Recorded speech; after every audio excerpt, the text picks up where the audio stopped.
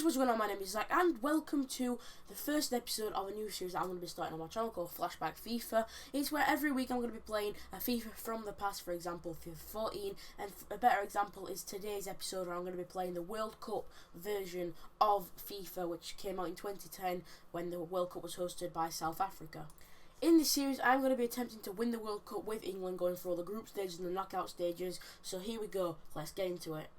Okay, so let's get this Flashback FIFA, this retro FIFA on the road. So we're just going to go ahead and start the tournament there.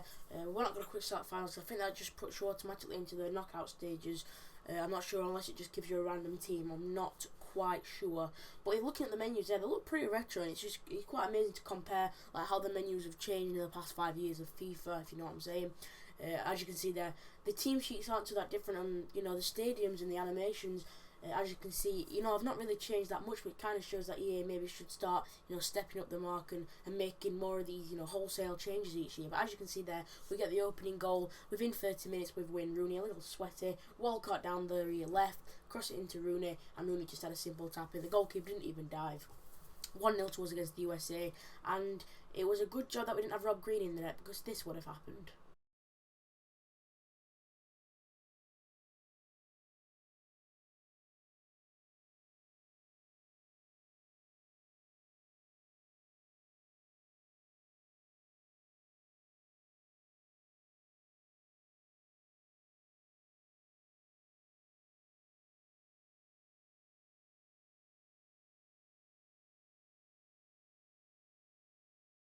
So yeah, it's a pretty big goalkeeper howler there, and I think it'll probably go down as one of the biggest keeper blunders of all time. But as you can see, Walcott set up Rooney for the first goal, and then Rooney set up Walcott for the second goal. Very similar types of goals.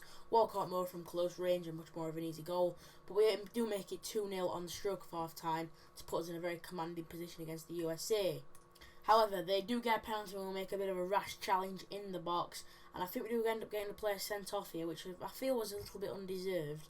Because, I don't know, sometimes in FIFA you kind of feel like you get the ball sometimes, but Lescott obviously got the red card there, and a chance for USA to get themselves back into the game. They dinked it down the middle, it hit the bar. As you can see, we've got David James in goal, but they did follow it up with the rebound to put themselves right back in it. Jose Altidore, the former Sunderland striker, and now at New York Red Bulls, I do believe.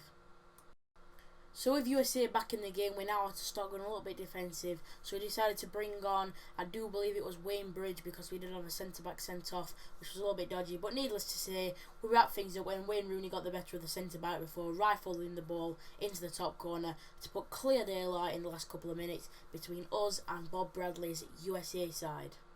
And even when you didn't think we could score any more goals, Emile Heskey has played through on a counter-attack. Yes, Emile Heskey has actually done something good for once in his life. He gets played through, and he has a lovely finesse into the bottom corner. He is actually going to be playing quite a big part in this series, because I do start to play him a little bit in the later rounds after the group stages. A little spoiler there that we do make it through to the group stages. But we'll come up against Algeria, and as you can see, they are rooted to the bottom of the table. We are joint with Slovenia. We both have the same goal difference. 3 goal difference, plus 3 goal difference. But then Aaron Lennon, who we started in this match with his blistering pace, puts one into the box, and who else but Heskey.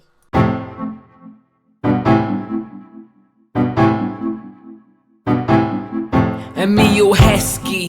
To be fair to him, it was a pretty good finish, if I'm honest. I mean, he had to bend his foot, and I mean, Heskey had to go on the ground. I'm surprised he didn't put a hole in the pitch. But anyway, we managed to get ourselves a lead to build on. Then Wayne Rooney nicks the ball off of the sleeping Algerian defender and puts the ball in for 2-0. And we are once again in such a commanding position that it's even hard for us to muck up. But then, obviously, goalkeeper errors. And what did I tell you? As soon as we put Rob Green in the net, we're going to get a mistake. And what happens? He passes it straight to the Algerian player. But whatever, because we have Heskey, who crosses the ball into the box and gives us a third. Once again, clear daylight. Super Frankie Lampard finally getting his World Cup goal. A bit of redemption for 2010. By the way, on Sunday the 28th of June, it was 5 years ago that Sepp Blatter's ignorance cost us our World Cup place. I mean, can you believe it's even 5 years ago? I remember watching on the TV and being like, what the hell? Why is the referee not given that? Let's just have a little memory flash of that, actually. Germany. Change of mood. Defoe. Good challenge. Lampard!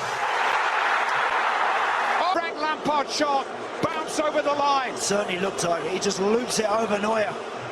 It's not even close. Not even close. Well, they didn't think it went over the line in 1966. That definitely went over the line by a yard. Look, everybody felt it.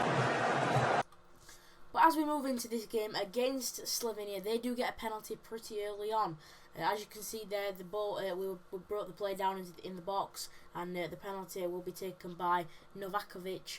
And he will step up and he scores it. It was a pretty good penalty, not going to lie. I thought it was pretty good. Maybe we could have done something more to say, but when you've been playing FIFA 15 for the last 9 months, you know, you kind of get used to all the penalty animations of FIFA, you know, 14, 15 sort of thing. It's hard to go back into time, I suppose. But we do get the equaliser down stroke of half time. None other than Mr. Wayne Rooney, the header from the rebound, and the game ends up 1 apiece, which is pretty good because it's enough to see us through into the knockout stages of the World Cup.